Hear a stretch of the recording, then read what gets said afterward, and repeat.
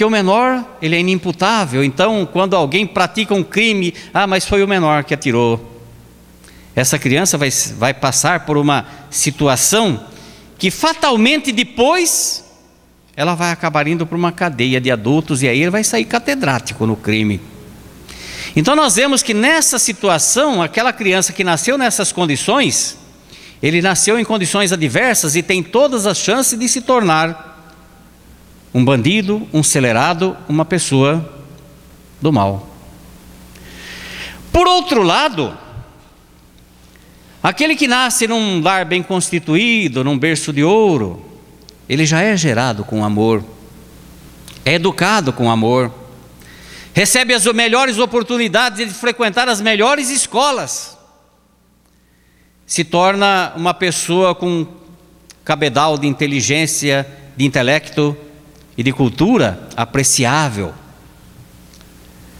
Vai crescer num lar bem constituído, tendo bons exemplos ao seu redor. Vai ser preparado para enfrentar um mundo de competitividade. Nós poderíamos dizer que uma criança nessas condições, ele tem todas as chances de se tornar um homem de bem. Por quê? Ele veio já num caminho que propicia a ele as condições necessárias para se tornar um cidadão de bem, civilizado, educado. E o que é que a gente observa? Muitas vezes é um paradoxo, porque vemos pessoas que nascem numa condição adversa, numa favela que passa por todas as situações de adversidade, de violência, de brutalidade, crescem e se tornam cidadãos exemplares, pessoas de bem. E vemos muito exemplo de pessoas que nascem em berço de ouro, que tiveram todas as oportunidades para se tornar pessoas de bem e se tornam bandidos. Então, nós perguntamos, o que é que faz a diferença? Se Deus é sumamente bom e justo, nós não podemos imaginar que Ele criou todos, nós somos crianças espirituais, nós somos filhos do Pai. E se Ele nos ama de verdade, Ele tem que nos dar tantas chances quantas necessárias, principalmente aquele que nasceu em condições adversas, se ele trilhou um caminho errado, de ter a oportunidade de resgatar o mal que praticou, de reparar o mal que praticou, e poder se tornar digno um dia de adentrar o pórtico da eternidade, para gozar as delícias do paraíso junto ao Criador. E mesmo aquele que nasceu num berço de ouro, que errou, também tem a oportunidade. Se Deus é sumamente bom e justo e a inteligência suprema do universo, eu não posso imaginar que Deus nos criou para mandar mais da metade para o inferno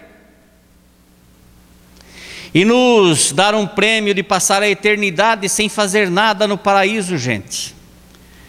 Passar a eternidade entoando cânticos e louvores a Deus. Eu confesso para vocês que eu acho que nem Deus aguentaria tanto louvor. É verdade. Então nós vemos que alguma coisa nos leva à lógica para entender: se Deus é sumamente bom e justo, é misericordioso, é a inteligência suprema do universo, Ele não pode nos ter criado para mandar a maioria para o inferno, só porque somos crianças ainda espirituais, desobedientes, muitas vezes indisciplinados.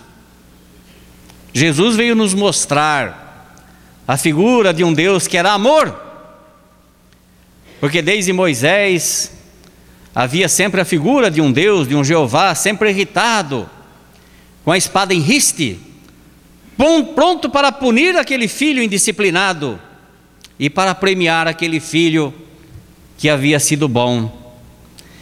Então nós podemos observar que a reencarnação, como diz Chico Xavier, o Chico, uma ocasião, ele disse: se eu não acreditasse na reencarnação, a vida não teria o menor sentido, Porque nós vemos pessoas boas que sofrem a vida inteira, pessoas boas que fazem o bem, portadores de doenças incuráveis, sofrendo num leito de dor, e pessoas de má vida, onde tudo é um regalo, tudo é bom, tudo é maravilhoso, tudo vai bem para essas pessoas. E a gente se pergunta, mas como pode ser isso? Uma pessoa nasce bonita, bela, num lar bem constituído, num berço de ouro. Outra nasce feia, num lar pobre, entravado, portador de doenças congênitas. Uns nascem cegos, outros nascem perfeitos. Se apenas uma existência é o fator determinante para nos colocar na condição de, no final da existência, sermos mandados para o paraíso ou para o inferno, confesso que não vai ser 50% não, vai ser bem mais.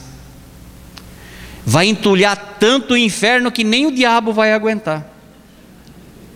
É uma realidade.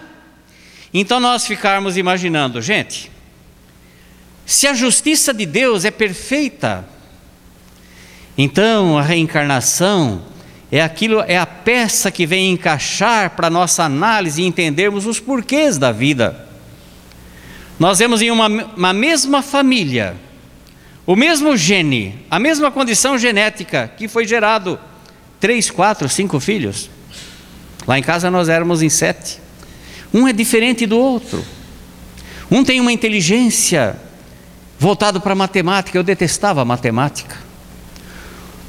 Outro irmão meu gostava de mecânica, ele não gostava de estudar, o negócio dele era mecânica, um grande mecânico. Outro não queria saber de nada, gostava de trabalhar na roça. Nós éramos irmãos, filhos do mesmo pai, o mesmo carinho, o mesmo material genético. E cada um pode analisar dentro do próprio lar, um filho é diferente do outro, porque nós já trazemos uma bagagem do passado. Alguns já têm o progresso constituído, outros ainda vão progredir. Assim é a realidade dos fatos. Então nós vemos que, pelo lado da lógica, a reencarnação dá um sentido à vida, de que Deus realmente é sumamente bom e justo, porque Ele vai nos dar tantas oportunidades quantas necessárias para que a gente possa se redimir, sofrendo as consequências das nossas atitudes, aprendendo com os erros, evoluindo com o erro. Emmanuel diz que o homem inteligente aprende com o erro, o menos inteligente, porque ele é bastante educado, continua errando, até que uma hora aprende. De tanto bater a cabeça, a gente aprende, ou pelo amor, ou pela dor. E um dia, esse é o destino de todos nós. A lógica da reencarnação é que um dia, todos nós, que fomos criados em algum momento, Deus nos deu o dom da vida, em um momento de sublime inspiração, de muito amor, porque Deus é amor, Ele nos criou. Nós temos o DNA do Criador, nós somos uma centelha divina, originada do próprio Criador. E o nosso destino, depois de muitas experiências, de muitas existências, é atingirmos a perfeição. E como diz um axioma esotérico, diz: de Deus nós viemos, e a Deus um dia retornaremos, cheios de glória, pelas conquistas efetuadas através do nosso próprio esforço. Esse é o destino de todos nós. Que coisa boa, né, gente? Termos a consciência de que somos espíritos imortais, que fomos criados para ser felizes. Nós temos obrigação de ser felizes e vamos ser felizes. Poderíamos ser felizes agora, apesar das dificuldades. Mas isso é tema de outra palestra que um dia faremos aqui. Em busca da felicidade, Nós temos condição de ser felizes, apesar das nossas imperfeições, das tribulações, da dor, da agonia, dos problemas que passamos. E tem pessoas que dizem: mas se tem reencarnação, por que a gente não se lembra do passado? Nós vamos entrar num aspecto científico quando estivermos analisando por essa ótica. Por que a gente não se lembra do passado? Tem explicação até científica. Então a gente não se recorda do passado, os espíritos nos dizem, é uma bênção que Deus nos dá, porque se recordássemos o que fizemos no passado, nós não teríamos condição de suportar o peso da consciência, de recordarmos o mal que praticamos, encontrando muitas vezes de frente aquelas pessoas que nós prejudicamos no passado. Então o esquecimento do passado, quando nós mergulhamos, que estamos em espíritos e mergulhamos no corpo físico, na matéria, a matéria barra as nossas lembranças do passado. E isso é uma bênção de Deus, é a misericórdia divina atuando, nos dando a chance de recomeçarmos tudo de novo, que se renova a cada dia. Após uma noite em que a gente não se lembra de nada, passa muitas vezes por sonho, a gente acorda a cada manhã, e cada dia devia ser uma experiência enriquecedora na nossa vida, porque nós podemos recomeçar tudo outra vez, a cada manhã. Então o esquecimento do passado, segundo os Espíritos, é uma bênção de Deus. É a lei de misericórdia atuando em nosso favor, para esquecermos quem fomos no passado e o que fizemos, e recomeçar tudo de novo, como se fosse do zero. Que maravilha! A misericórdia de Deus que nos faculta essas oportunidades. Ele nos oferece as oportunidades, e nós temos que aproveitar essas oportunidades, e muitas vezes jogamos fora, malbaratamos, e vamos colher o resultado da nossa sementeira. Então é a lei de ação e reação, causa e efeito, mas tem a lei da misericórdia. Cada um colhe aquilo que planta, cada um colhe o resultado da sua sementeira, e isso é invariável. Ninguém colhe por outro, nós sempre vamos colher por aquilo que fizemos, seja do lado bom ou do lado negativo. Então nesse aspecto da lógica nós já vimos que sem a reencarnação, realmente Deus seria injusto, não haveria justiça na lei de Deus, porque Ele sabe que nós somos ainda crianças espirituais. Se não tivermos chances renovadas, certamente a maioria de nós vai arder nas chamas do inferno. Pelo lado da lógica. Na parte científica, tem dois trabalhos importantíssimos que nós reputamos de valor científico verdadeiro.